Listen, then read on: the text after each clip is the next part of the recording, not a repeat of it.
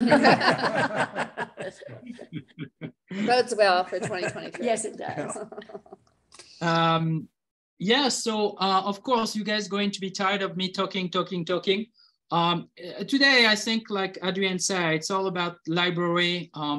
Most of the businesses that have been involved, and I'm involved, and my winery as well included, we are in the same boat. And I think it's a good time for the consumer like you guys, because you're going to have access to some of the library wines, and it's pretty rare at the end and unusual. So I have the 17, 18, 19 with me today. I don't know if you have any of that, but I think that's what Adrienne, that's what you're going to release now for the yes, later on. Mm-hmm. Yeah. For the February club shipment. Okay. So we're going to start with, which vintage would you like to start with?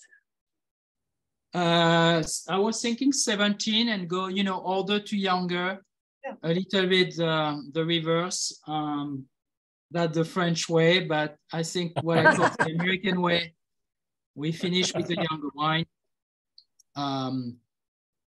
Because the older wine are a little more refined, with age, so they are a little less aggressive to the palate usually. So that's why I like to do it that way.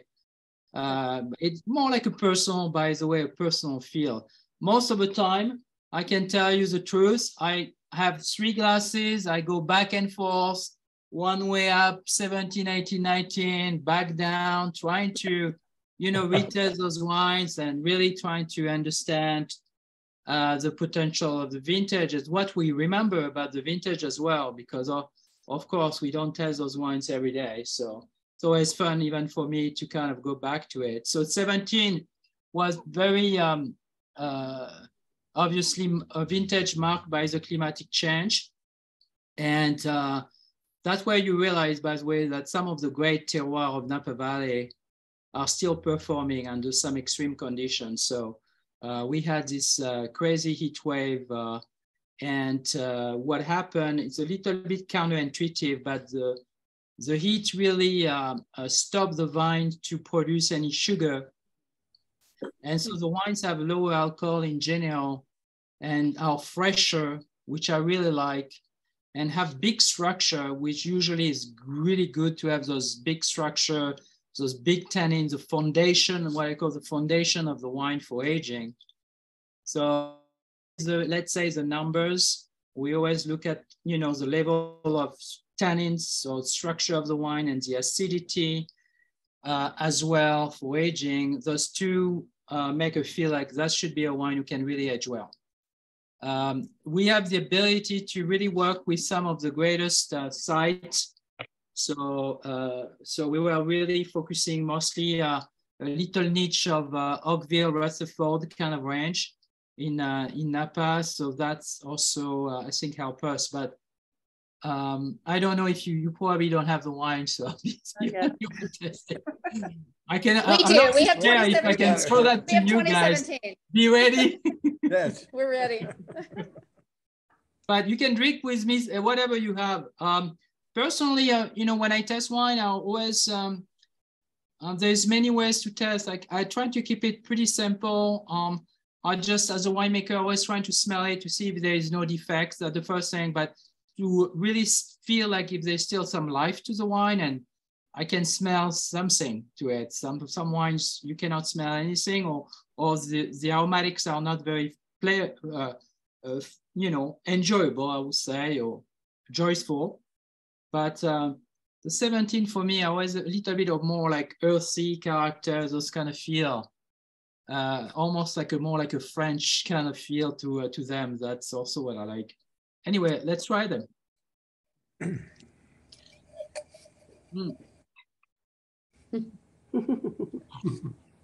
If you have any questions, by the way, to Adrienne or to me or to the partners, you guys jump in and don't be shy. Well, my. That's a good first reaction. I like the wine in 17 also for me because It's of course, as you guys can imagine, I've been around for many years, and one of the things we're trying to balance, I would say, it's really we always want to have the power of the fruit because it's California, but we don't want the grapes or the flavors to be too sweet. It's like, you know, when you have a dessert or when you have any kind of food, you want to really balance the sweetness with acidity. That's the same thing with wine.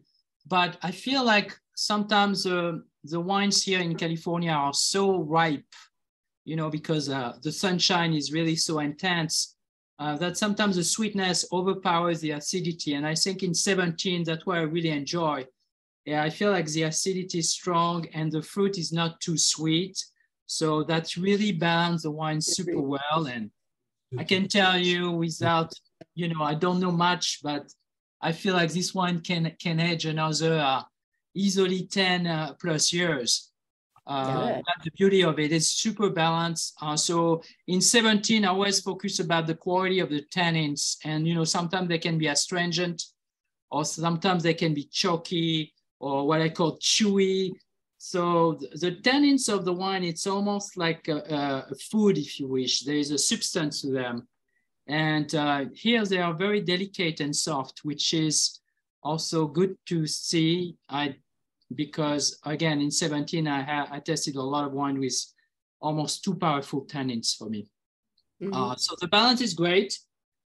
And if you have any guys questions on 17 or life or what I've done for Thanksgiving or New Year's Eve, especially you have to realize those, especially the partners who are always, I feel like I'm old compared to those guys who are always party left and right every time I talk to them.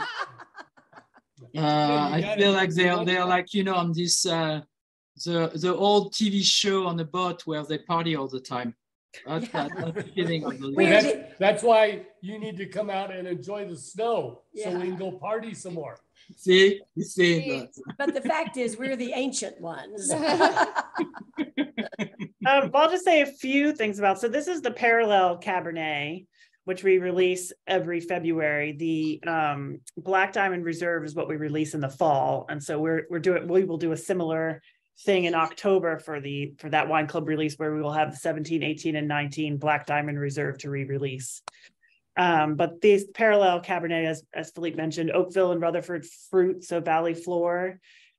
Speaking of fires, I did want to mention that, of course, we did have wildfires in 2017, but thankfully about 95% of Napa Valley grapes had been picked, including ours. So these were harvested at late September, very early October before the wildfire started, thankfully. This particular vintage has everything, of course, is in French oak, 40% new French oak, aged about 21 months and originally released in February of 2020. On the smaller side, of only about a little over 300 cases for this vintage. So yeah, not a lot of wine. I'm surprised you have still some library. That's wonderful. I'm glad you put some on the side. We've been saving it. Yeah, saving it for 3 years. Just for today. Yeah. But was there lower? I was just looking at the production over these 3 vintages and noted in your harvest report that there was a little bit lower yields in 17. I don't know if you. Yes. Sorry, Adrian. Yes, you're correct. But it was not dramatic. It was not like 2021, for example, where it's really, you guys probably didn't test any 21 yet because we are actually finalizing the blends right now and working on this vintage, but it's 21, it's probably one of the smallest in size vintage that have been involved. So as a consumer, the sad part is like there's not much 2020 and it's going to be very little of 2021, just the volume of it. The good news is 21s are testing great. So very happy with the quality. Wonderful. So what do you all think in Park City? You all are drinking this vintage, the 17 Parallel Cabernet? Beautiful. It's a beautiful wine. It's, yeah. And you're right. I think you can see the balance, and I think I would of course, agree with Philippe that it's going to age beautifully, you know. How about you, Philippe? Yeah, it is. The acidity is really stronger than you usually use. That's right.